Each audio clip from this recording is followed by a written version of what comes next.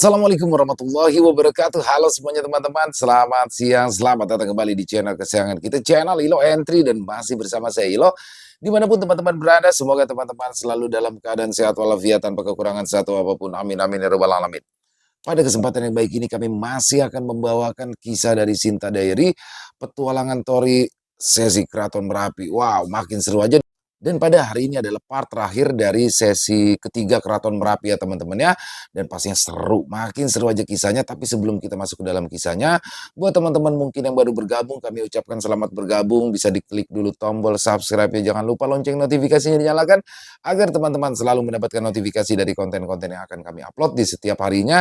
Dan untuk channel Ilo Entry kami upload setiap hari teman-teman ya, setiap siang jam 12 siang waktu Indonesia bagian Barat. Pastinya udah gak sabaran nih untuk masuk ke dalam kisahnya. Kita langsung saja masuk ke dalam kisahnya. Dari halaman belakang rumah Bang Ilo, kita menuju ke Keraton Merapi.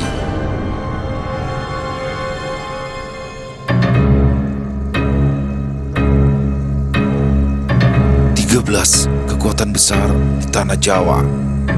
Keraton Merapi Part 15.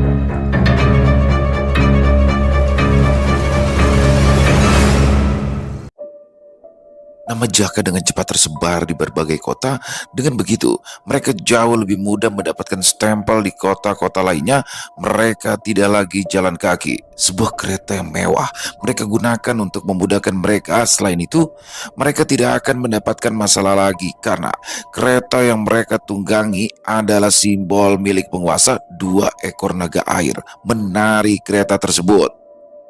Atas kejadian yang menimpa penguasa kota Kumolo, para penguasa kota lainnya tidak berani mempersulit Jaka. Dengan begitu, Jaka dengan mudah mendapatkan 17 stempel kota dan langsung menuju ke wilayah Nyi Blorong, seorang panglima kepercayaan Nyi Roro Kidul. Mereka tiba di bangunan yang cukup besar. Ada gapura dengan simbol ular besar bermahkota. Tidak hanya itu, hampir keseluruhan bangunan dan wilayah banyak sekali patung-patung ular yang besar, seolah patung tersebut bisa hidup kapan saja. Inikah wilayah Nyi Blorong? Menyeramkan, ucap Diva. Aku suka suasana seperti ini, sunyi dan menenangkan, saut Rio. Kok Rio aneh, tempat serem kayak gini dibilang menenangkan, kata Devi. Tapi kok ngomong-ngomong sepi sekali ya. Tidak ada makhluk satupun di sini. Kesana jadi horor sekali. Ditambah patung-patung ular ini membuatku kurang nyaman, kata Desta. Kan bener kan? Diva juga ngerasain yang sama seperti Bang Desta, saut Diva. Sebenarnya tempat ini sangat ramai. Hanya saja kita tidak menyadarinya bahwa para makhluk di sini sedang bersembunyi, kata Tori. Wih, jangan gitu Nundes. Aku jadi semakin parno nih, balas Desta. Dan tiba-tiba saja patung-patung ular itu mulai retak, perlahan mulai bergerak semakin lama. Banyak patung ular besar dan kecil yang mulai retak dan bergerak menghampiri rombongan Desta. Ular-ular besar itu mulai merayap, diikuti ular-ular kecil lainnya. Kenapa harus ular sih? Kamu tuh. Oh, apa yang bisa kami bantu, Nona? Ucap kamu tuh. Ya, Diva dan Devi sangat takut dengan ular. Mereka langsung memanggil para pendampingnya dan melakukan transformasi penyatuan dan menjadikannya 2 maut. Diva dan Devi mengamuk, membantai semua ular yang mendekati mereka. Tidak ada yang berani untuk menghentikan aksi 2 maut itu. Aduh, sepertinya kita akan mendapatkan masalah besar ini, ucap Desta. Biarlah masalah itu datang. Ular-ular itu yang mengawali menyerang kita, saut Tori. Siapa yang berani membuat masalah di kediamanku? Ucap salah satu sosok yang memiliki mahkota ular di kepalanya. 2 maut dipaksa mundur karena serangan sosok tersebut sudah jelas 2 maut bukanlah lawan sosok tersebut. Nyi Blorong, kami datang bukan untuk mencari masalah, kata Jaka sambil menunjukkan token merahnya. Sekalipun kau anak dari Kanjeng Ratu, aku tidak akan membiarkan kau bertindak tidak sopan di wilayahku. Kedua wanita ini harus diberi pelajaran karena sudah berani membantai anak-anakku. Cedung, 2 maut hanya bisa bertahan. Mereka tidak memiliki kesempatan untuk menyerang balik. Wah, jika diteruskan yang Diva dan Devi bisa dalam bahaya nih, ucap Desta. Tapi jika kau ikut campur Dul, kau juga tidak akan lepas dari Nyi Blorong. Dia memiliki sifat yang pendendam dan tidak akan melepaskan targetnya, balas Tori. Tapi bagaimana jika terjadi sesuatu dengan mereka, Des? Ucap Desta. Blar jedung. Pertarungan mereka sangat dahsyat. Meskipun 2 maut yang dipojokkan, mereka masih mampu bertahan dengan baik. Kau, kau sudah cukup kelewatan ular betina, kata Diva dan Devi. Hei, siapa? Siapa yang kau panggil dengan ular betina? Aku adalah Nyi Blorong. Kurang ajar, balas Nyi Blorong. Penyatuan. Jeger. Cahaya menyilaukan terpancar saat Diva dan Devi melakukan penyatuan jiwa. Ini adalah pertama kalinya mereka melihat wujud sempurna dari penyatuan jiwa. Diva dan Devi memiliki kondisi istimewa yang disebut jiwa kembar. Selain mereka mampu menyatu dengan pendampingnya, jiwa mereka juga saling menyatu dan menjadi sosok yang jauh lebih kuat yang disebut dengan Dewi Maut Saranjana. Angin, angin itu bukan angin sembarangan, ucap Tori. Apa kau tahu sesuatu, Tori? Tanya Jaka. Jika tebakanku tidak salah, angin yang mengelilinginya adalah angin astral, kata Tori menjelaskan. Angin apa kau bilang? Angin astral. Aku baru dengar, kata Jaka. Setelah penyatuan selesai, terciptalah sosok wanita yang memiliki 4 tangan. Masing-masing tangannya memegang benda pusaka yang bersinar terang. Sosok wanita tersebut melayang dan diselimuti angin yang sangat tajam. Angin tersebut adalah angin paling ganas yang ada di seluruh dunia, disebut sebagai angin astral. Angin astral yang mengelilingi tubuh Dewi Maut adalah angin astral dengan tingkatan yang jauh lebih tinggi. Sedikit saja tersentuh angin tersebut, jiwa manapun akan lenyap tanpa sisa. Kekhawatiran Desta ternyata sia-sia. Kini Nyi Bloronglah yang berada dalam masalah besar. Wanita ini ternyata tidak sederhana. Naluriku mengatakan bahwa wanita ini sangat berbahaya. Tekanan yang diberikan olehnya hampir sama dengan milik Kanjeng Ratu, gumam Nyi Blorong. Baiklah, sudah cukup. Aku tidak akan mempermasalahkan lagi, ucap Nyi Blorong. Ya, keputusan yang tepat dan sangat cepat. Dia bertindak sebelum mengalami kerugian yang lebih besar. Diva dan Devi terpental. Mereka berdua juga tidak bisa mempertahankan kondisi Dewi Maut Saranjana dalam waktu yang lama. 5 menit adalah batasan mereka. Diva, baik-baik saja, kata Desta menghampirinya. Bisa berdiri, Nona, kata Rio yang juga menghampiri Devi. Transformasi Dewi Maut adalah kartu as mereka. Tidak seharusnya mereka ceroboh. Untung saja semuanya bisa dalam kondisi yang baik dan tidak menimbulkan masalah yang jauh lebih besar. Terima kasih Bang Desta, Diva cuma kecapean, jawab Diva kemudian dibantu Desta berdiri. Terima kasih ya Kak Rio, aku bisa berdiri sendiri, balas Devi. Lain kali, tolong kalian jangan gegabah melakukan penyatuan secara sembrono. Memang aku akui kalian sangat kuat saat penyatuan tadi. Mungkin Raja Merapi bukan apa-apa bagi kalian, tetapi jadikan itu andalan saat kalian benar-benar terpojok, ucap Jaka. Ya Bang Jaka, tadinya Diva pikir ular betina itu benar-benar akan memakan Diva, jadi ya Diva tidak punya pilihan lain, serius deh. Hei, siapa yang kau sebut sebagai ular betina? Sini, biar aku makan kau, ucap Nyi Blorong. Devi sembunyi di belakang Rio. Sudahlah, jangan meledeki lagi Nyonya Blorong, ucap Jaka. Ada perlu apa kalian? Ingin menemui Kanjeng Ratu? Jika alasan kalian tidak berbobot, aku tidak akan memberikan izin. Kalian harus tahu waktu Kanjeng Ratu itu sangat berharga, kata Nyi Blorong. Kami ingin menyampaikan kepada beliau terkait dengan Raden Ronggo, saut Desta. Apa? Raden Ronggo? Jangan mengada-ngada. Raden Ronggo sudah lama pergi ke alam dewa. Dia tidak akan bisa lagi membuat masalah di sini, ucap Nyi Blorong. Akan panjang jika dijelaskan di sini. Yang jelas, kami ingin segera menemui Kanjeng Ratu. Kau nanti akan tahu sendiri alasannya, kata Jaka. Baiklah, ikutlah denganku, saut Nyi Blorong. Mereka menaiki kereta yang lebih besar milik Nyi Blorong, lebih luas, lebih mewah, dan ditarik oleh 4 ekor naga air. Kereta tersebut terbang menuju bangunan yang sangat megah, di mana Nyi Roro Kidul berada. Bangunan tersebut adalah Istana Pantai Selatan. Kereta berhenti tepat di pintu gerbang istana. Ada sekitar 8 atau lebih prajurit yang menjaga gerbang tersebut. Buka gerbangnya, saut Nyi Blorong. Sendiko dawuh. Jedang. Gerbang berwarna kuning emas itu terbuka. Nyi Blorong langsung masuk diikuti oleh yang lainnya. Di dalam istana sangatlah nyaman. Tercium aroma wangi yang sangat menenangkan, seperti aroma terapi yang menenangkan jiwa. Di dalam istana juga terkesan sederhana, akan tetapi memiliki nilai yang luar biasa. Mereka terlalu fokus dengan sekitaran dan tidak menyadari bahwa ada seseorang dengan pakaian yang serba hijau duduk di singgasana ditemani beberapa wanita cantik dan beberapa sosok lelaki kekar bertelanjang dada berdiri di belakang singgasana. Salam Kanjeng Ratu, ucap Nyi Blorong yang membuyarkan lamunan mereka semua, kemudian mengikuti memberikan hormat kepada Nyi Ratu. Berdirilah kalian. Ada perlu apa kalian kemari? Kata Nyi Roro Kidul pada intinya.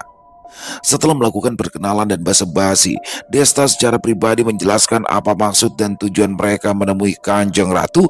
Penjelasan yang panjang dan jelas membuat seluruh seisi ruangan istana bisa mencerna dan memahami dengan jelas apa yang disampaikan oleh Desta. Aku tahu hal ini akan terjadi cepat atau lambat. Akan tetapi aku tidak bisa membantu kalian. Raden Ronggo memanglah anakku, tapi aku tidak bisa mengorbankan rakyatku untuk mencegahnya. Meskipun anakku Raden Ronggo sangat jahat, dia sangat menghormati ikatan. Jika kau menunjukkan token merah yang kau bawa, aku yakin Ronggo tidak akan mempersulitmu, ucap Nyi Roro Kidul. Terima kasih, tapi bagaimana dengan rekan-rekanku yang lain? Apakah Raden Ronggo juga akan melepaskan mereka? Kata Jaka. Jika untuk itu aku tidak tahu anakku. Kemungkinan buruknya mereka tidak akan lepas dari Ronggo. Maaf, aku tidak bisa membantu, saut Nyi Roro Kidul. Bagaimana ini Des? Bisik Desta. Wah, jika Nyi Roro Kidul tidak bisa membantu, ya mau bagaimana lagi? Kita harus menghadapi sendiri. Menang kalah urusan belakangan. Balas Tori. Apakah Kanjeng Ratu mengenal Warso Mangkurojo? Ucap Tori. Ya, tentu saja aku mengenalinya. Meskipun aku memiliki banyak suami, tidak sekalipun aku melupakan mereka. Warso Mangkurojo adalah suamiku ke-30. Apa kau keturunannya? Kata Nyi Roro Kidul, kemudian ia mendekati Tori. Benar Kanjeng Ratu, saya adalah cucu beliau, jawab Tori. Berdirilah, biar aku melihatmu dari dekat, kata Nyi Roro Kidul. Tori berdiri di hadapan Nyi Roro Kidul. Saat Tori bertatap muka dengannya, dia sangat terkejut sampai mundur 2 langkah.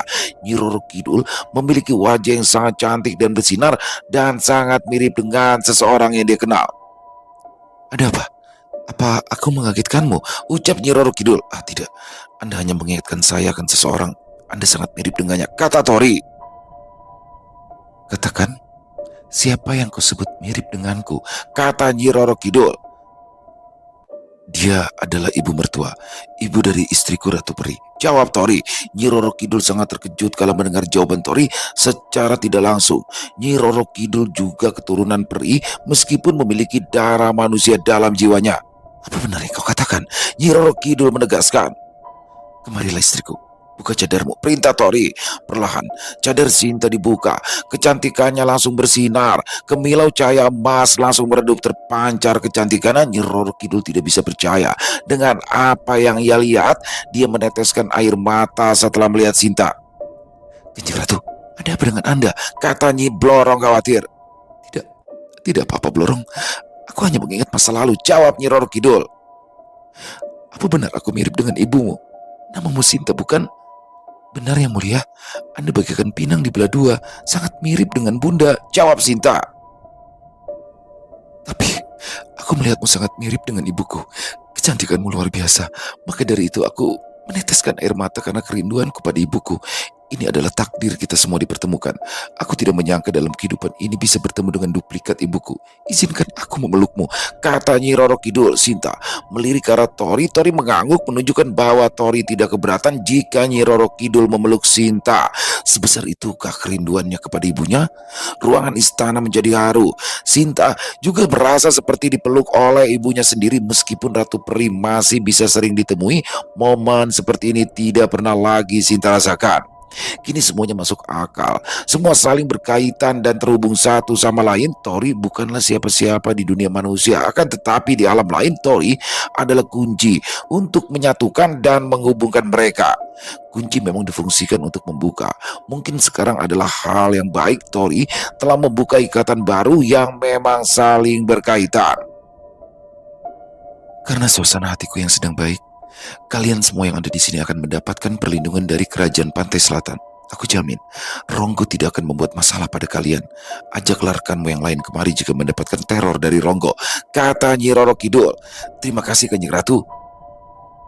Maaf Kanjeng Ratu, menurut yang kami dengar dari beberapa sumber di dunia manusia, Anda adalah seorang putri dari seorang raja yang bernama Prabu Siliwangi. Tapi informasi mengenai ibu Anda tidak ada yang tahu kebenarannya, kata Tori. Benar. Aku adalah anak dari Prabu Siliwangi dan ibuku adalah seorang peri. Identitas ibuku memang sengaja tidak dipublikasikan karena itu akan menjadi kontroversi dalam kerajaan Pajajaran. Identitas ibuku hanya aku dan ayahku saja yang tahu, jawab Nyi Roro Kidul. Aku ada pertanyaan lain Kanjeng Ratu, kata Tori. Silakan katakan, balas Nyi Roro Kidul. Aku dengar Kanjeng Ratu tidak bisa keluar dari wilayah pantai selatan. Bukankah dulu Kanjeng Ratu pernah pergi ke Laut Aceh? Tanya Tori. Sebetulnya, kerajaan pantai selatan tidak sekali dua kali mendapatkan serangan dari kerajaan lain. Setiap pantai selatan mendapatkan serangan selalu mengalami korban jiwa. Jadi aku memutuskan untuk menutup semua akses antara dunia manusia ataupun dunia jin. Dengan kata lain, kerajaan pantai selatan tidak bisa diketahui oleh manusia manapun, jin yang bukan berasal dari pantai selatan. Maka dari itu, jelas Nyi Roro Kidul. Alasan Nyi Roro Kidul tidak bisa pergi dari wilayah Laut Kidul karena Kanjeng Ratu Kidul harus mempertahankan pelindung yang menutupi kerajaan Laut Kidul. Pelindung tersebut untuk menutupi akses dunia manusia dan jin. Hanya mereka yang memiliki token pantai selatan yang bisa memasukinya. Pelindung tersebut akan selalu ada jika Nyi Roro Kidul tidak meninggalkan wilayahnya, karena pelindung tersebut adalah bagian dari kekuatannya. Aku menyadarinya saat pertama kalinya memasuki wilayah ini. Susunan pelindung ini adalah salah satu susunan raja yang legendaris. Ada 5 susunan raja. Yang paling umum adalah 1. Susunan penyerangan. 2. Susunan pertahanan. 3. Pertama adalah susunan kebangkitan. 4. Kedua adalah susunan ruang. Dan satu lagi yang terakhir, atau susunan raja yang kelima, yang termasuk dalam susunan raja legendaris dan termasuk susunan raja terlarang. Dan ada satu lagi yang terakhir, atau susunan raja kelima. Susunan ini disebut sebagai susunan raja ketidakmampuan atau invisibility. Makhluk yang ada di luar susunan raja ini tidak akan bisa mendeteksi apapun yang ada di dalam susunan. Dan dengan kata lain, mereka yang ada dalam susunan tersebut tidak berada di dunia manusia maupun dunia jin. Susunan raja ini memiliki dunianya sendiri. Tapi butuh kekuatan besar untuk mempertahankan susunan ini. Selain memiliki fungsi yang luar biasa, tetapi juga membutuhkan sesuatu hal yang sangat mahal. Jelas jangka panjang lebar. Cukup berpengetahuan anakku, benar yang kau katakan. Dengan kata lain, susunan raja ini terbuat dari jiwaku sendiri. Karena susunan ini membutuhkan jiwa untuk menyempurnakan segelnya, ucap Nyi Roro Kidul. Tapi masih ada cara lain untuk mempertahankan susunan ini, Kanjeng Ratu. Tidak seharusnya Anda mengorbankan jiwa Anda sendiri untuk mempertahankan susunan tersebut. Karena susunan ini menguras jiwa, yang lama-kelamaan Anda akan semakin lemah dan hal buruk bisa terjadi, kata Jaka. Benarkah apa yang dikatakan olehnya, Kanjeng Ratu? Ucap Nyi Blorong terkejut. Memang masih ada cara lainnya, anakku, yaitu dengan mengorbankan jiwa-jiwa makhluk yang lainnya. Tapi hal itu tidak akan pernah aku lakukan, anakku, kata Nyi Roro Kidul. Kalau begitu gunakan jiwa saya, Kanjeng Ratu, saut Nyi Blorong. Ambil jiwaku juga, aku juga, saya juga, Kanjeng Ratu. Diam semua, bentakan Nyi Roro Kidul menggetarkan seluruh istana. Kalian tidak perlu ikut campur. Ini adalah keputusanku sebagai penguasa Laut Kidul, ucap Nyi Roro Kidul. Kanjeng Ratu, sebenarnya ada satu cara lagi tanpa harus mengorbankan jiwa, kata Jaka. Nyi Roro Kidul terbelalak mendengar penuturan Jaka, seperti dia mendapatkan sebuah harapan. Katakanlah, anakku, kata Nyi Roro Kidul berharap. Ada cara yang lebih aman, Kanjeng Ratu, tapi cara satu ini belum pernah dilakukan sebelumnya. Aku sebagai seorang yang cukup ahli tentang raja yakin metode ini kemungkinan bisa berhasil, jawab Jaka. Tolong jelaskan agar aku bisa lebih paham, anakku, ucap Nyi Roro Kidul. Ya, sebetulnya cara ini adalah ide dari saya sendiri. Jadi seperti ini, Jaka menjelaskan. Ya, Jaka memang memiliki sikap yang menyebalkan bagi mereka yang belum mengenal. Sikap sombong cukup membuat orang lain naik pitam. Akan tetapi, di antara semuanya, Jaka adalah orang yang paling jenius. Susunan Raja Invisibility adalah mengkonsumsi jiwa sebagai syarat untuk mengaktifkannya. Tentu saja membutuhkan sangat banyak jiwa untuk mengaktifkan susunan raja tersebut. Apalagi susunan tersebut aktif sepanjang waktu, pasti konsumsi jiwanya juga akan semakin besar. Hebatnya, Nyi Roro Kidul mampu menahannya seorang diri. Sehebat apapun Nyi Roro Kidul, dia pasti juga memiliki batasan. Suatu saat susunan raja itu akan runtuh jika Nyi Roro Kidul sudah sampai pada batasnya. Walaupun sebetulnya saat itu memang Nyi Roro Kidul sudah mulai kepayahan mempertahankan susunan rajanya. Tapi Jaka memiliki ide yang luar biasa. Susunan Raja Insibility aktif dengan cara mengkonsumsi energi jiwa. Jadi Jaka berencana akan menggantinya dengan menggunakan King Soul. Seperti yang sudah pernah dijelaskan, King Soul terbentuk dari jiwa makhluk yang mati. King Soul hanya bisa terbentuk di alam kerinci yang memiliki keunikan alamnya yang tidak dimiliki oleh alam lain. King Soul memiliki tingkatan mulai dari manik putih hingga merah. Jaka yakin hanya dengan 5 King Soul merah, susunan Raja Insibility bisa aktif hingga 10 tahun. Jaka juga menjelaskan semuanya tentang kegunaan King Soul, begitu juga bagaimana cara untuk mendapatkannya. Aku tidak berharap lebih dengan apa yang kau sampaikan, anakku. Tapi jika metodemu itu bisa berhasil, maka jasamu akan sangat luar biasa, kata Nyi Roro Kidul. Jika Kanjeng Ratu mengizinkan, saya ingin mempelajari susunan Raja Insibility tersebut. Dengan begitu saya nantinya bisa menerapkannya dan mengujinya terlebih dulu, pinta Jaka. Aku izinkan. Pelajarilah sesukamu, anakku. Tapi sebelumnya, aku ingin tahu seperti apa itu King Soul, jawab Nyi Roro Kidul. Oh, silakan Kanjeng Ratu. Anda bisa menyerapnya untuk mengetahui manfaatnya. Setidaknya Anda berada di ranah kaisar, jadi aman bagi Anda untuk menyerap tanpa ada efek samping, kata Jaka memberikan manik merah. Hati-hati Kanjeng Ratu, ucap Nyi Blorong khawatir. Aku percaya padanya. Kau tidak perlu khawatir, Blorong. Nyi Roro Kidul kemudian langsung menyerap manik merah tersebut. Tidak butuh waktu lama bagi Nyi Roro Kidul untuk menyerap manik merah. Dia terlihat bugar dan penuh energi. Luar biasa. Aku tidak menyangka batu kecil itu bisa memberikan manfaat yang luar biasa, ucap Nyi Roro Kidul senang. Anakku, segeralah pelajari susunan Raja Insibility. Aku yakin batu merah itu bisa digunakan sebagai pengganti jiwa. Aku menginginkan 100 batu merah itu. Apa yang bisa ditukar dengan itu? Kata Nyi Roro Kidul semangat. Kanjeng Ratu, sayangnya manik merah sangat sulit untuk didapatkan bahkan di alam kerinci sekalipun, ucap Jaka. Kami ada sekitar 10 manik merah. Ini bisa Anda miliki, Kanjeng Ratu, Sautori. Aku terima dengan senang hati. Ini akan menjadi barang yang sangat berharga nantinya. Kalian semuanya yang ada di sini akan mendapatkan token putih dariku sebagai tanda terima kasih. Kalian bebas keluar masuk wilayah pantai selatan, kata Nyi Roro Kidul. Terima kasih Kanjeng Ratu, jawab semuanya. Jaka tidak mengulur waktu lagi. Dia pergi ke pusat susunan rajanya ditemani oleh Nyi Blorong dan Rio juga mengikutinya. Yang lainnya tetap berada di istana Ratu Kidul. Siapa yang memasang susunan kebangkitan ini, Nyi Blorong? Tanya Jaka. Sepertinya mirip seperti yang ada di kota Pilar, Mas Jaka, saut Rio. Tidak hanya mirip, ini benar-benar sama persis. Ini adalah susunan kebangkitan 7 sudut yang sama seperti yang terpasang di kota Pilar, bahkan jauh lebih besar, kata Jaka. Susunan ini adalah Kanjeng Ratu yang memasangnya. Begitu juga di pintu portal di 13 kekuatan besar, jawab Nyi Blorong. Apa? Kanjeng Ratu bisa memasang susunan raja ini, kata Jaka terkejut. Tentu saja, Kanjeng Ratu adalah master dalam susunan raja, sahut Nyi Blorong. Kenapa Kanjeng Ratu tidak langsung mengajarkan padaku saja tentang susunan Raja Insibility, kata Jaka. Bukankah kau meminta ingin mempelajarinya sendiri? Kanjeng Ratu sangat menghargai seseorang yang memiliki semangat yang tinggi, ucap Nyi Blorong. Sudahlah, tidak perlu menunda waktu, akan aku kerjakan sekarang, kata Jaka. Jaka mulai mempelajari setiap inci susunannya.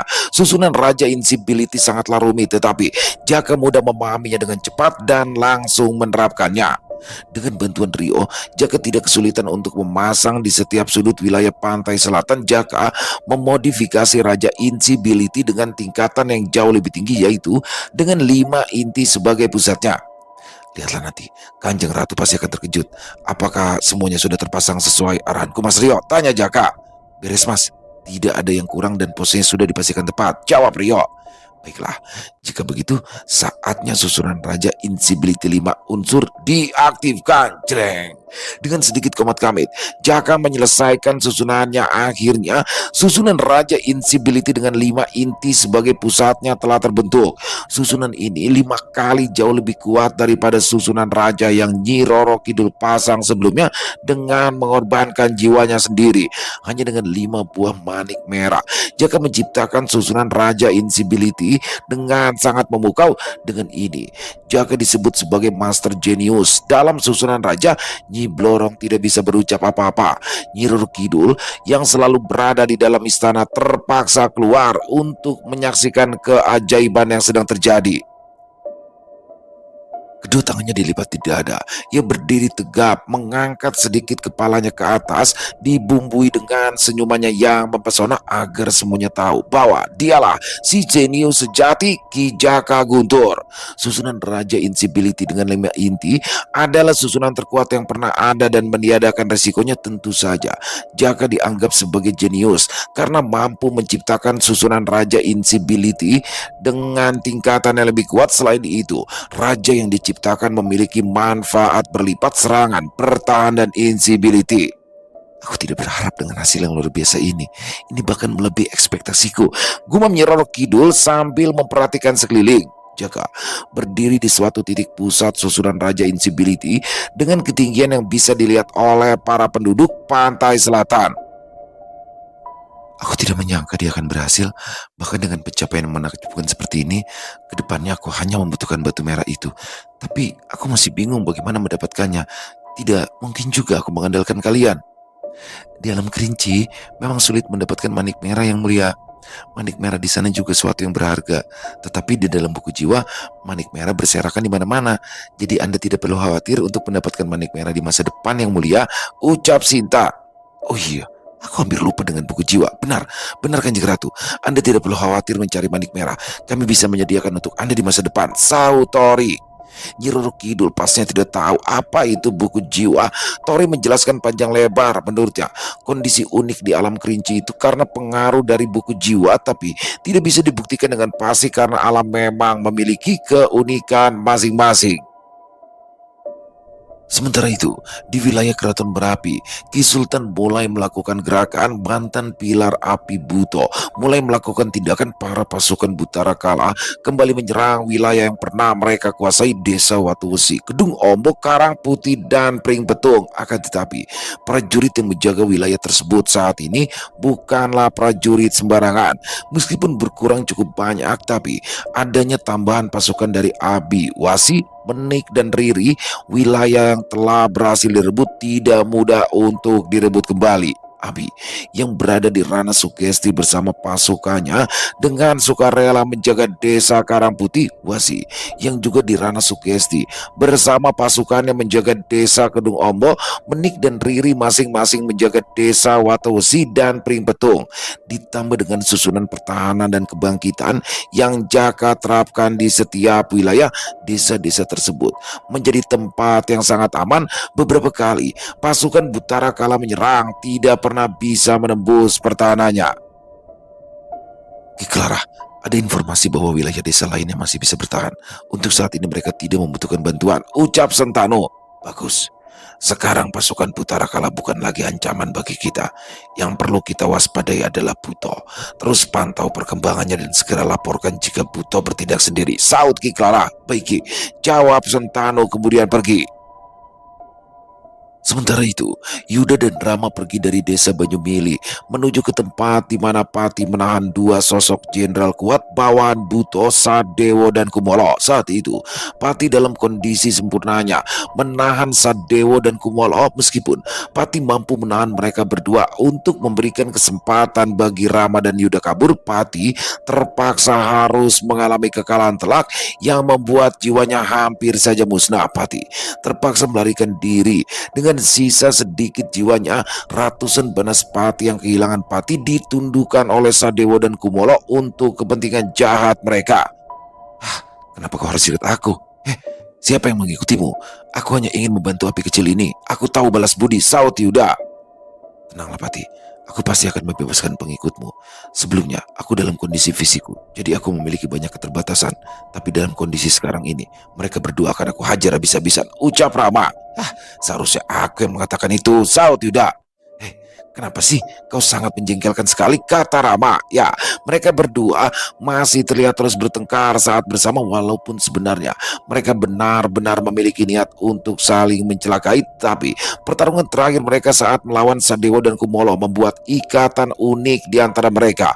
Mereka berdua bertarung bersama dan hampir mati bersama. Tentunya mereka memiliki kenangan khusus dan secara tidak langsung mereka menjalin persahabatan meskipun mereka tidak ingin mengakuinya. Mungkin inilah yang disebut sebagai rival. Rama dan Yuda masih mengikuti Pati kecil. Sebetulnya, Ki Juru Taman yang tadinya ingin bertindak sendiri akan tetapi Rama dan Yuda berinisiatif untuk melakukannya. Mau bagaimanapun, mereka berhutang nyawa kepada Pati. Tidak lama kemudian, mereka tiba di tempat di mana Rama dan Yuda hampir mati saat itu. Suasana masih tidak berubah dan tidak ada tanda-tanda kehadiran makhluk apapun. Kemana kedua makhluk itu menahan bawahanmu, Pati? Tanya Rama. Pati lalu menunjukkan jalan. Pati menuntun jalan memasuki hutan bebatuan. Bukan hutan sebenarnya, tetapi kawasan berbatu dengan berbagai macam bentuk batu. Ada yang besar sekali, sedang dan kecil, maka dari itu disebut sebagai hutan batu. Hutan batu adalah tempat di mana Banaspati tinggal. Banyak gua di hutan batu. Banaspati biasanya tinggal di dalam gua-gua tersebut. Pati sepertinya mengatakan sesuatu.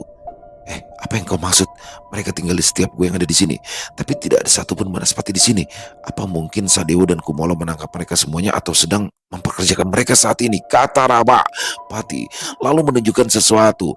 Ada lokasi yang cukup terang dan bersinar, kemungkinan di sana berkumpulnya para Banaspati. Hei, siapa di sana? Teriak salah satu prajurit Butara Kala. Dua prajurit Butara Kala mendekati mereka sambil menodongkan senjatanya. Siapa kalian? Kata prajurit itu. Hei, kami menangkap satu Banaspati yang tersisa. Apakah di sana para Banaspati dikumpulkan? Tanya Yuda. Wah, ya benar. Tuan Sadewa membicarakan para api itu di sana. Lalu kalian siapa? Tanya prajurit Butara Kala. Serap, tep, tep. Kami adalah malaikat mautmu. Biar! Yuda tiba-tiba berada di belakang kedua prajurit Butara Kala dan tiba-tiba saja kedua prajurit itu larut menjadi pasir atau partikel kecil. Sudah kuduga, si brengsek ini menyembunyikan kemampuan aslinya. Gumam Rama. Ya, dalam kondisi meraga sukma, Yuda baru bisa menunjukkan kemampuannya. Tentu saja, Yuda juga memiliki kondisi jiwa istimewa.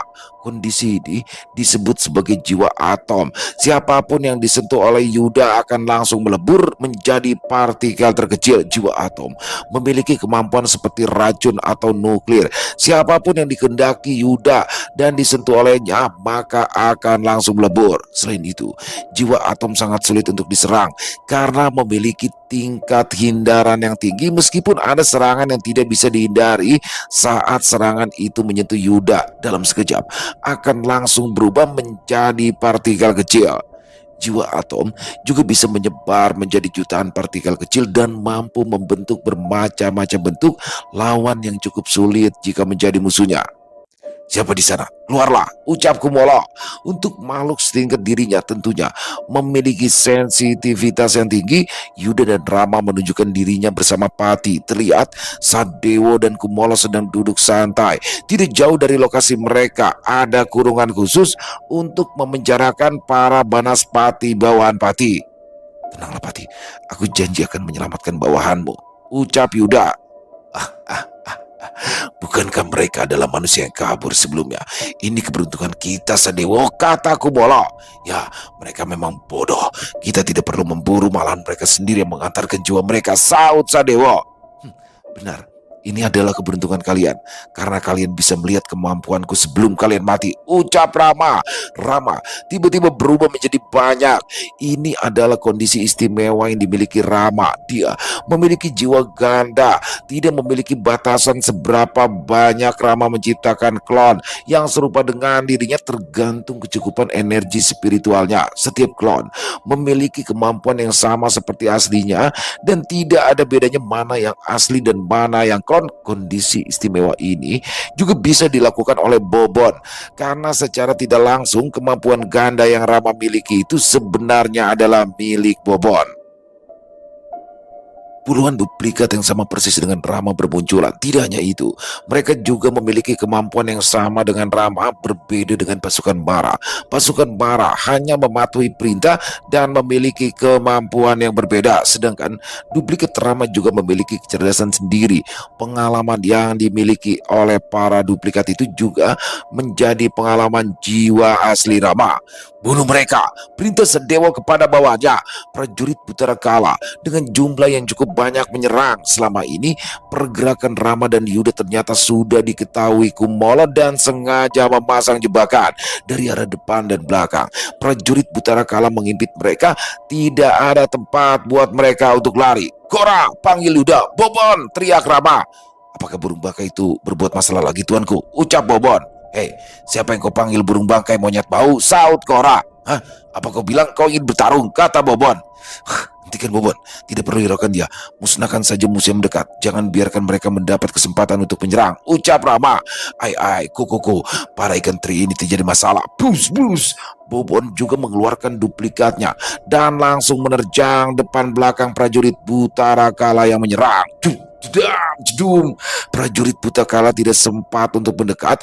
Pukulan demi pukulan yang dilayangkan oleh Bobon membuat para prajurit Putaragala berantakan. Ada sekitar ratusan prajurit Putaragala jika ditotal, tapi tidak ada apa-apanya di hadapan Bobon. Apa hebatnya menangani kroco seperti mereka. Ayo Kora, kita singkirkan pimpinan mereka, ucap Yuda. Siap. Mereka berdua, Yuda dan Kora, tiba-tiba menghilang, lebih tepatnya mengurangi menjadi partikel kecil dan bergerak menuju Sadewa dan Kumolo. Monyet itu cukup hebat, berbeda saat kita menghadapinya saat itu, ucap Sadewa. Monyet itu memiliki ketahanan dengan manusia itu. Saat manusia itu dalam kondisi terkuatnya, dia juga akan mengalami peningkatan. Sama saja dengan burung besar itu. Di mana burung itu? Saut Kumolo. Kau mencariku. Dap! Kora mencekik leher Kumolo dengan lengan kanannya perlahan.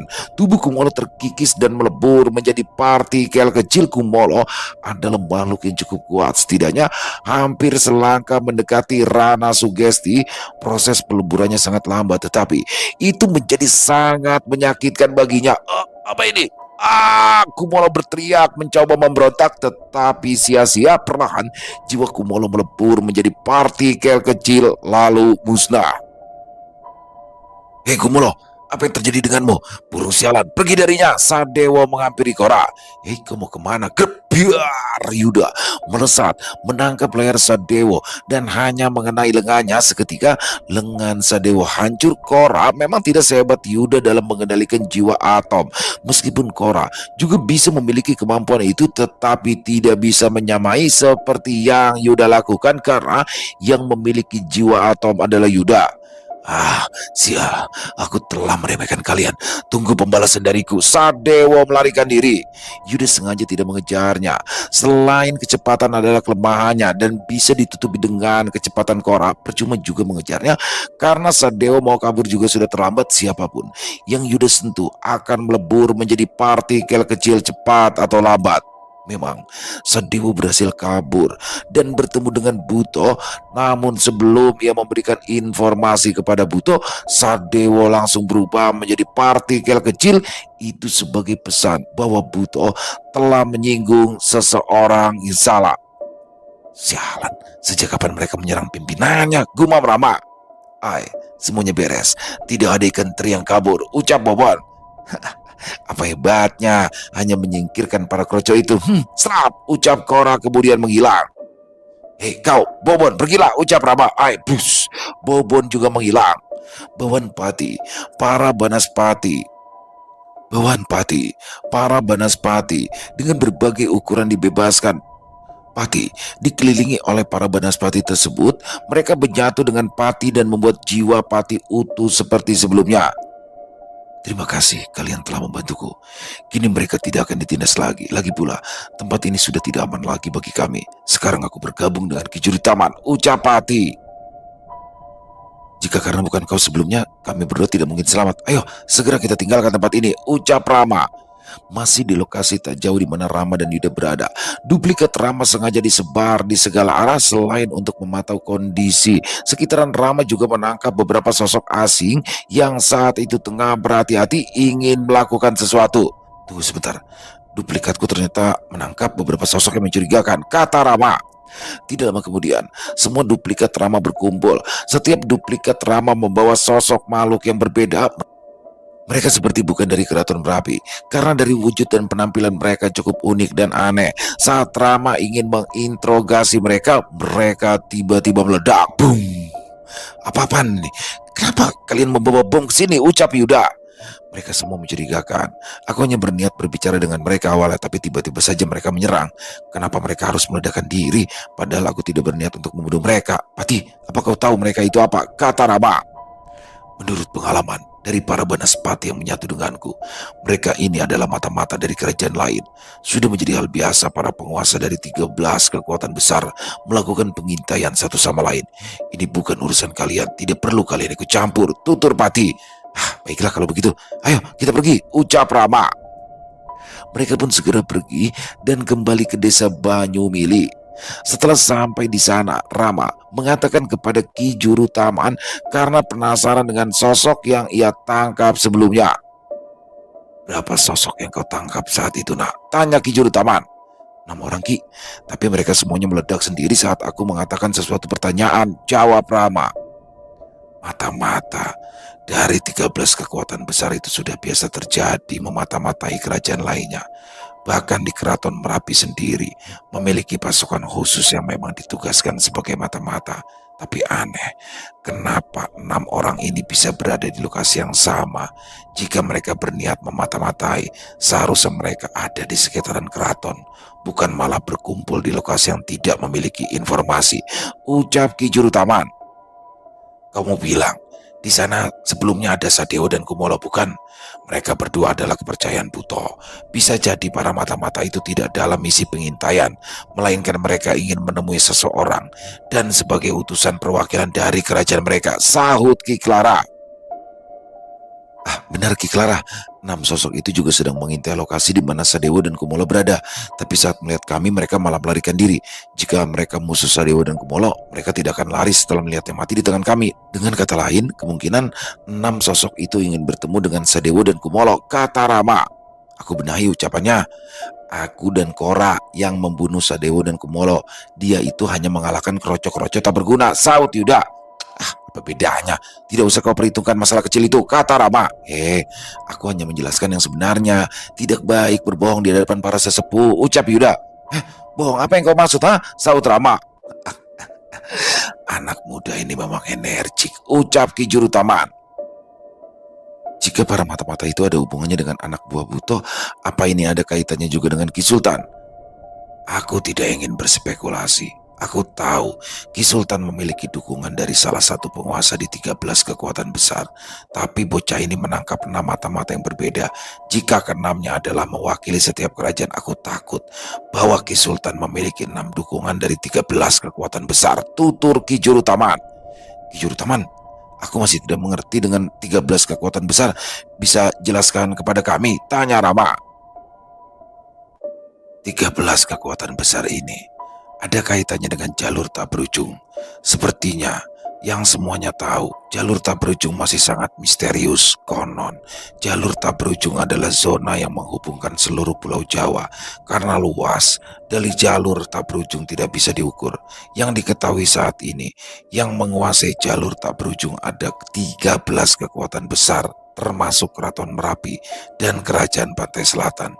Dahulu, 13 kekuatan besar ini saling bertempur. Tidak ada yang akur satu sama lain. Namun, semenjak mereka saling bersekutu, 13 kekuatan besar ini tidak lagi melakukan peperangan. Jelas Ki Juru Taman. Jadi, jalur tak berujung itu menghubungkan alam gaib yang ada di seluruh pulau Jawa. Aku pikir jalur tak berujung adalah pecahan dunia yang ada di alam Merapi. Ternyata meluas hingga seluruh pulau Jawa, kata Rama. Benar. Tapi kebanyakan makhluk yang ada di sini memang taunya seperti itu. Memang benar, awalnya jalur tak berujung tersebut tercipta dari pecahan dunia alam Merapi. Tetapi seiring waktu berlalu semakin meluas dan terus meluas. Selanjut Ki Juru Taman. Dan tentu saja 13 kekuatan besar ini tidak semuanya berada di alam Merapi. Semuanya memiliki kekuasaan di jalur tak berujung dan mereka memiliki alam sendiri. Meskipun tidak semua alam gaib di tanah Jawa terhubung dengan jalur tak berujung, tapi sebagian besar menyatu dan menjadi pecahan dunia. Dan pastinya ada yang lebih mengejutkan dari itu. Di antara 13 kekuatan besar tersebut ada kerajaan yang pernah berdiri di tanah Jawa yang menghilang secara misterius. jalur tak berujung, menyambung di berbagai wilayah di Jawa, Jawa Tengah, Jawa Barat, dan Timur. Sebagai pusatnya ada di Yogyakarta. Kekuatan besar ini dah Keraton Merapi yang dipimpin oleh Raja Merapi, Kerajaan Pantai Selatan dipimpin oleh Kanjeng Ratu Nyi Roro Kidul, Kerajaan Pantai Utara dipimpin oleh Dewi Lanjar. Kerajaan Medang dipimpin oleh seorang Mahapati yang bernama Pati Sindok, Kerajaan Pulau Mas yang dipimpin oleh Raden Werdinata, Kerajaan Trowulan. Kerajaan gaib satu ini adalah pecahan dari kerajaan besar Nusantara yaitu Majapahit. Kerajaan Trowulan dipimpin oleh Pati yang bernama Empu Gleni. Kerajaan Banyu Anteng, kerajaan ini dipimpin oleh ratu yang sangat baik. Lalu ada Kerajaan Rowo Abang. Kerajaan ini berdampingan dengan Kerajaan Banyu Anteng. Namun Raja Rowo Abang sangat jahat dan bengis yang sering dikenal sebagai Raja Buto Ijo. Kerajaan Genteng Songo. Kerajaan Genteng Songo awalnya adalah petilasan seorang dewi yang beristirahat di wilayah tersebut. Yang lama kelamaan menjadi kediamannya. Dewi tersebut menciptakan 9 sumber mata air yang sangat jernih. Kemudian dewi tersebut membuat komunitas dan akhirnya menjadi sebuah kerajaan. Kerajaan ini dipimpin oleh Ratu Dewi Kenanga. Lalu ada Kerajaan Puncak Pajajaran. Kerajaan gaib satu ini adalah kerajaan yang berisikan makhluk jin yang menjadi pengikut Prabu Siliwangi. Kerajaan ini dipimpin oleh Eyang Singogeni. Kerajaan Mataram Lama. Kerajaan ini dipimpin oleh Raja Jin Panangkaran yang konon adalah anak dari Raja Mataram Sri Maharaja Rakai Panangkaran. Lalu ada Kerajaan Ratu Boko. Kerajaan ini dipimpin oleh sosok raksasa besar yang disebut sebagai Ratu Boko. Kerajaan Kalingga. Kerajaan satu ini dipimpin oleh seorang ratu yang bernama Sima, sosok siluman cantik menghisap darah. Dari 13 kekuatan besar yang aku sebutkan, Keraton Merapi hanya dekat dengan Kerajaan Pantai Selatan. Dengan begitu, Keraton Merapi justru malah mendapatkan banyak musuh karena Kerajaan Pantai Selatan memiliki banyak musuh di antara 13 kekuatan besar tersebut. Ucap Ki Juru Taman. Jika wilayah Keraton Merapi saja segini luas, tidak bisa dibayangkan seberapa luasnya jalur tak berujung itu. Ucap Rama. Yang Anda ceritakan tersebut menunjukkan bahwa tingkat bahaya yang dihadapi sangat tinggi jika ikut terlibat dalam urusan 13 kekuatan besar. Tapi yang Rama lakukan saat menangkap mata-mata itu bukanlah sama saja menyinggung mereka, saut Yuda. Mudah-mudahan hal itu tidak membuat mereka marah, balas Ki Juru Taman. Sementara itu, di Kerajaan Pantai Selatan, keberhasilan Jaka dalam memasang susunan Raja Insibility 5 unsur membuat Nyi Roro Kidul puas. Dengan adanya raja tersebut, Nyi Roro Kidul tidak perlu lagi menahan dirinya, terus berada di dalam istana. Anakku, pencapaianmu sangat luar biasa. Di masa depan potensimu sungguh tidak terbatas, ucap Nyi Roro Kidul. Terima kasih atas pujiannya Kanjeng Ratu, balas Jaka. Kanjeng Ratu, Anda sekarang bisa pergi kemanapun Anda mau. Jika Anda berkenan, suatu saat kami bisa mengajak Anda untuk bertemu Ratu Peri atau pergi ke Istana Langit, yang mungkin di sana ada informasi mengenai Ratu Peri Citra. Karena asal-usul peri yang berada di Istana Langit mungkin dahulu hanyalah peri yang layak tinggal di dunia peri, tapi tidak untuk sekarang. Ucap Tori. Aku sangat tertarik dengan tawaranmu itu, balas Nyi Roro Kidul. Baiklah, jika begitu kami permisi dulu Kanjeng Ratu. Kami juga ada masalah yang harus kami selesaikan, kata Desta. Kemarilah jika kalian butuh sesuatu, aku akan membantu semampuku, jawab Nyi Roro Kidul. Mereka semua kemudian meninggalkan kawasan Pantai Selatan. Tentu saja mereka diperbolehkan untuk menggunakan portal milik Pantai Selatan. Tuan Muda, lalu bagaimana Anda akan menangani Raden Rogo? Bahkan sang Kanjeng Ratu tidak bisa membantu kita, ucap Satrio. Ya, mau bagaimana lagi? Jika bukan dengan kekuatan kita sendiri, siapa yang bisa membantu kita? Kata Desta. Kenapa kalian harus bingung? Sudah, biarkan Jaka memasang susunan Raja Insibility di berbagai tempat. Raden Ronggo tidak akan bisa mendeteksinya, apalagi Ki Sultan. Benar juga Tuan Tori, aku sungguh bodoh melupakan sesuatu sepenting itu, saut Satrio. Berdiri diam di dalam susunan raja juga bukan solusi. Apa iya kita akan terus kabur? Ucap Rio. Ya, untuk sementara ini kita tidak tahu bagaimana caranya melawan Raden Ronggo, tapi setidaknya kita bisa berpikir dengan tenang tanpa harus khawatir dan mati-matian untuk bertahan, sahut Jaka. Setelah melewati portal, mereka tiba di Taman Keraton Merapi. Setelah bercakap dengan Raja Merapi, mereka pun segera pergi meninggalkan keraton dan menuju ke desa Banyumili. Desta terlebih dulu mampir ke desa Karangputih untuk menemui Laura karena dia khawatir jika Desta meninggalkan alam Merapi. Kalian pergi duluan. Aku mau mampir ke desa Karangputih. Ada sesuatu yang harus kuurus, ucap Desta. Baiklah, kami duluan dul, Sautori. Kalian juga boleh pergi duluan ke desa Banyumili jika mau, kata Desta. Kami bertiga diberikan tugas untuk melindungi Anda, Tuan Muda. Kami akan terus mengikuti Anda demi keamanan Anda, saut Satrio. Ya, itu benar Tuan Muda, celetuk Wibowo. Lagi pula, apa yang akan kami lakukan di desa Banyumili, saut Gayatri. Ya sudah, terserah kalian saja, balas Desta. Mereka memasuki wilayah Karangputih. Suasana desa Karangputih sudah jauh berubah. Tidak lagi semuanya putih. Saat itu sudah menjadi wilayah yang jauh lebih baik. Hei, itu Suzuki Wongso. Benar, Tuan Muda kesini lagi. Panggil Tuan Abi, ucap para penjaga perbatasan. Saat itu bukan lagi puncak bukit lagi, tapi sudah dirubah sedemikian rupa menjadi perbatasan dan sudah banyak hunian di sekitaran. Selamat datang Tuan Muda, ucap Abi. Kau berada di sini, Abi. Adanya kau di sini, desa Karangputih pasti aman. Apa tidak ada serangan musuh? Tanya Desta. Sejauh ini, sudah ada puluhan kali serangan dari prajurit Puterakala. Tetapi mereka sama sekali tidak bisa memasuki wilayah ini. Bukan karena saya tempat ini aman, tetapi pelindung yang melindungi tempat ini sangat luar biasa. Bahkan dengan kekuatan penuh, seorang ahli sugesti tidak bisa menjebolnya. Papa Rabi.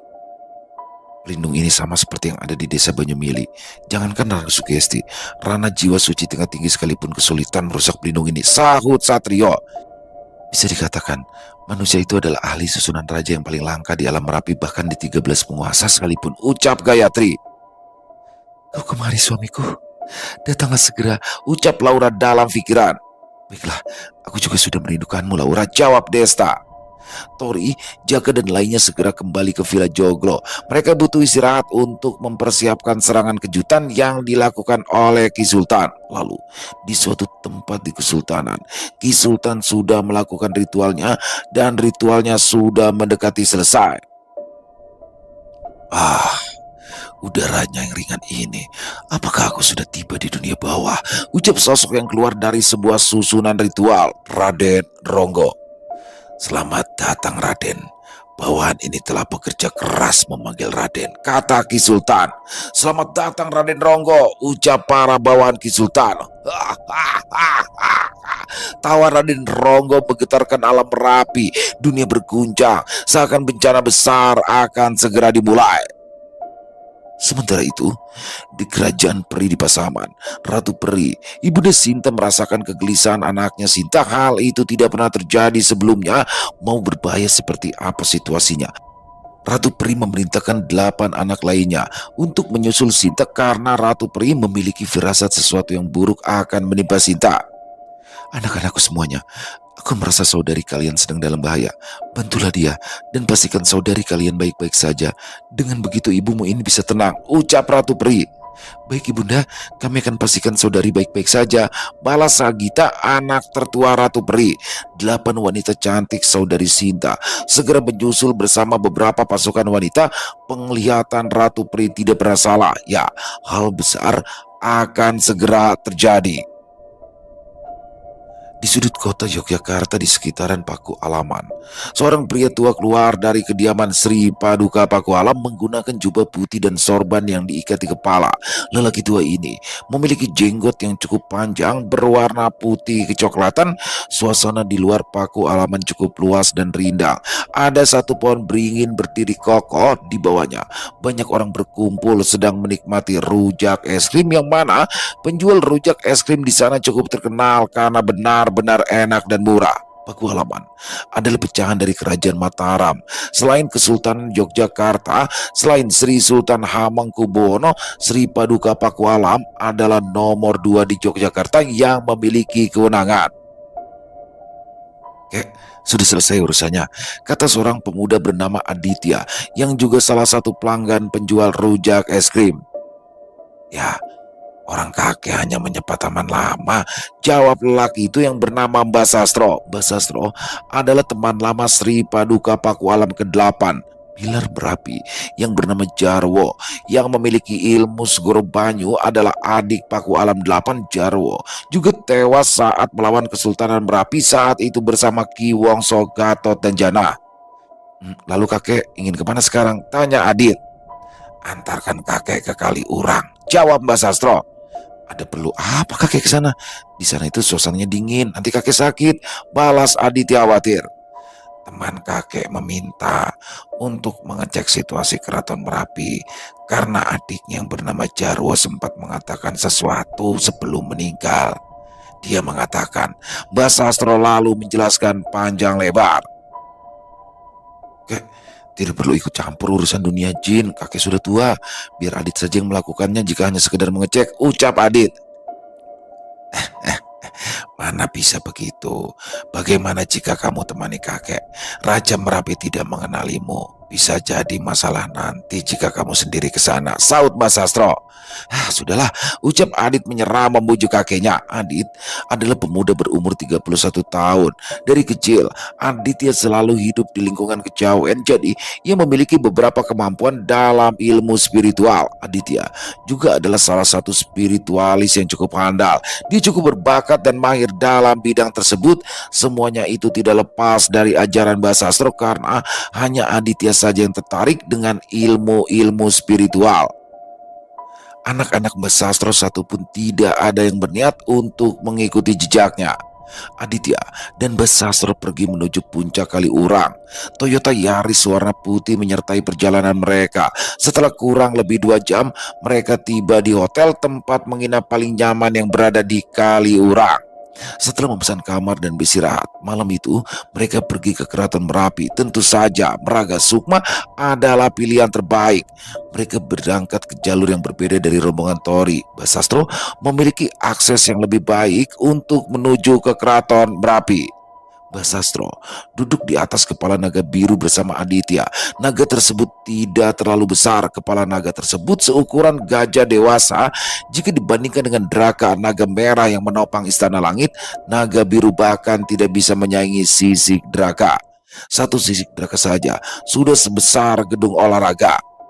Mbah Sastro dan cucunya langsung pergi ke Keraton Merapi. Dia memiliki akses yang mudah menuju ke sana tanpa harus melewati jalur tak berujung.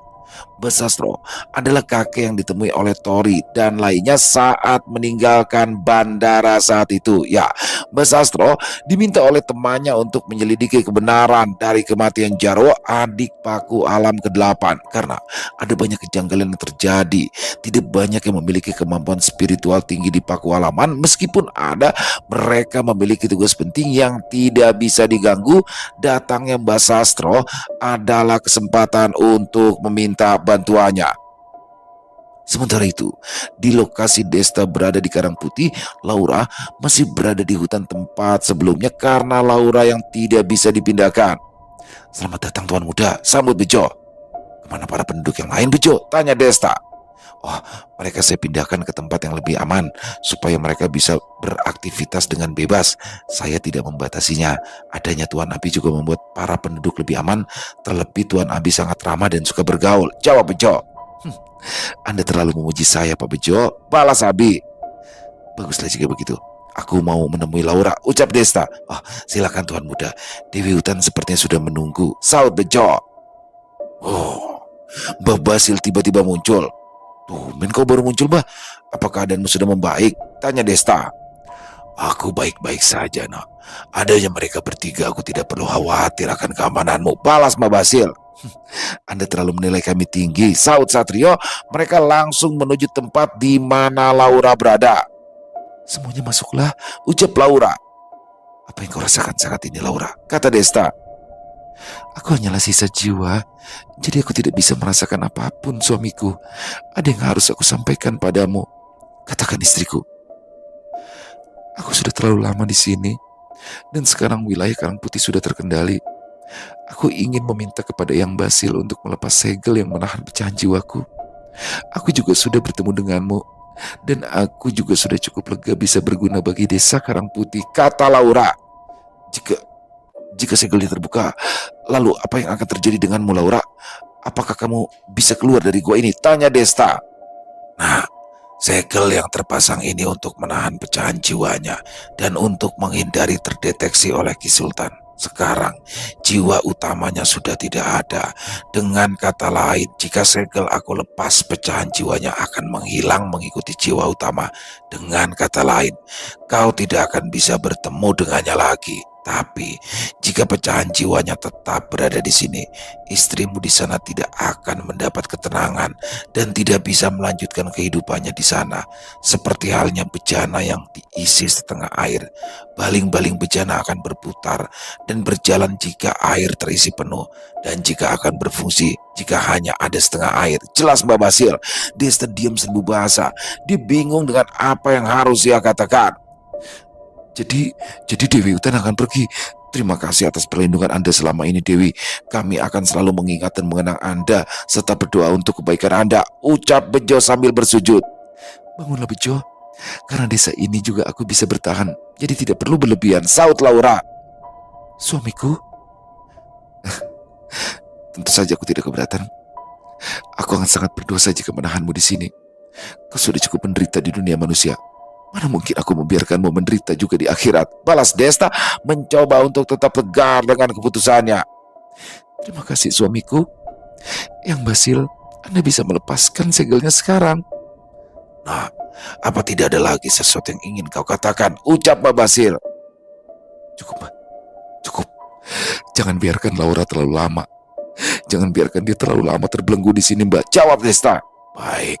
Mbak Basil mulai melepaskan segelnya. Selamat jalan Dewi Hutan, ucap Bejo. Jiwa Laura dengan bentuk anak kecil tersebut mulai memudar. Desta tidak ingin melihat momen air itu dan memilih untuk menutup mata. Namun tiba-tiba pecahan jiwa tersebut membentuk sebuah jiwa yang utuh, seperti Laura dewasa sebelum kematiannya. Kemudian Laura menghampiri Desta. Semua tercengang melihat keajaiban tersebut. Desta yang menutup matanya tiba-tiba terbuka saat kedua tangan Laura menyentuh kedua pipinya. Laura, kata Desta sambil berlinang air mata. Laura memeluk Desta saat itu. Desta juga bisa merasakannya. Dia mampu menyentuh Laura. Itu adalah terakhir kalinya Desta memeluk Laura perlahan. Jiwa Laura memudar dan menghilang di luar gua, di wilayah Karang Putih. Semua penduduk berhenti melakukan aktivitasnya. Mereka semuanya melihat keajaiban tersebut. Sang Dewi Hutan telah pergi. Selamat jalan Dewi Hutan. Terima kasih Dewi Hutan. Dewi Hutan selamat jalan. Para penduduk Karang Putih sangat bersedih.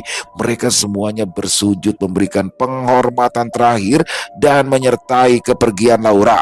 Bahkan Bejo tidak bisa menahan tangisnya.